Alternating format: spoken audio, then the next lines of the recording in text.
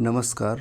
महाड़ सत्याग्रह आंदोलन क्या है और अंबेडकर जी इससे किस तरह से संबंध रखते हैं और यह क्यों हुआ, कहाँ हुआ, सफल हुआ कि नहीं हुआ, आज हम इसके बारे में बात करते हैं। सबसे पहले हम यह बता दें कि महाड़ आंदोलन महाराष्ट्र के रायगढ़ ज़िले में महाड़ एक जगह पड़ती है जहाँ पर हुई थी। यह आंदोलन सार्वजनिक जलाशयों, सड़क, अस्पताल, स्कूलों से संबंधित था, जो अछूत दलितों को वहां जाने की अनुमति नहीं थी। मामला यह है कि 1923 ईस्वी में बॉम्बे प्रेसिडेंसी के आदेश के बाद उन्होंने यह आदेश दिया कि सभी जगह को, जलाशय हों, अस्पताल हों, सड़क हों, स्कूल हों, सभी जगह अब दलित लोग जाके पढ़ सकते हैं, अछूत लोग जाके पढ़ सकते हैं। यह आदेश केवल कागज़ तक रहा, धरातल पर उतरा नहीं, जिसका कोई परिणाम नहीं निकला।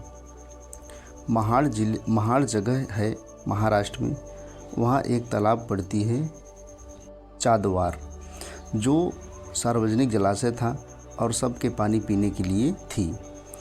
उच्च वर्ग के लोगों ने बॉम्बे प्रेसिडेंसी के आदेश के बाद भी वहाँ दलितों को जाने से मना कर रहे थे। अगर वहाँ कोई दलित जाता था तो उसके साथ मारपीट करते थे और उसको जान से मार देते थे। बॉम्बे प्रेसिडेंसी के आदेश के बाद जब यह बात अंबेडकर जी को पता चला तो उन्होंने 20 मार्च 1927 ईस्वी को महाड़ गांव में 10,000 लोगों के साथ गए और उन्होंने उस तालाब में पानी पिया। उसके बाद उस तालाब को अशुद्ध मान लिया गया उच्च वर्ग के लोगों द्वारा। फिर उसके शुद्धि के लिए वहाँ पर गौमूत्र, गंगा जल आदि का छिड़काव किया गया और पुनः उसे शुद्ध किया गया।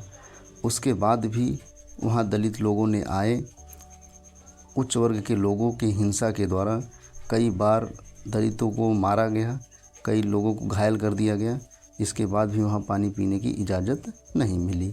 उस समय अंबेडकर का उतना दबदबा नहीं था जो 1935 के बाद हुआ करता था। दरअसल हम आपको यह बता दें कि 1917 में जब वह इंग्लैंड और अमेरिका से पढ़ाई करने के बाद भारत आए थे तो उनके साथ भी यही भेदभाव बड़ौदा में हुआ। फिर जब वह महाराष्ट्र में प्रोफेसर के रूप में नियुक्त हुए तो उनके साथ भी भेदभाव होता रहा। उसके बाद उन्होंने वकालत की पढ़ाई के लिए 1921 ईस्वी में इंग्लैंड चले गए।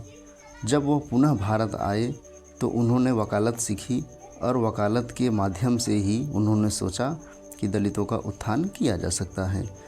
तब तक उतना कोई दबदबा नहीं था।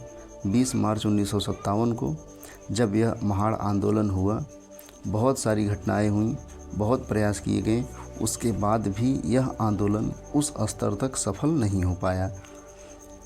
महाड़ आंदोलन में सफलता न मिलने के बाद भी दलितों की स्थिति में धीरे धीरे काफ़ी सुधार होने लगा और वह अपने अधिकारों के लिए जागृत होने लगा और उनको यह पता हो गया कि बॉम्बे प्रेसिडेंसी ने यह आदेश दिया है कि हम अस्पताल, सड़क, जलाशय सभी जगह का इस्तेमाल कर सकते हैं।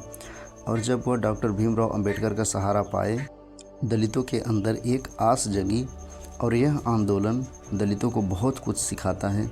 इसी आंदोलन की वजह से डॉक्टर भीमराव अंबेडकर को एक राष्ट्रीय नेता के रूप में उन्हें जाना गया, जिसका परिणाम यह हुआ कि 1935 के बाद वह गिने चुने नेताओं में गिने जाते थे और वह दलितों के लिए संघर्ष का कार्यक्रम जारी रखा, आंदोलन किए और अंत में उन्हें दलितों का मसीहा कहा गया।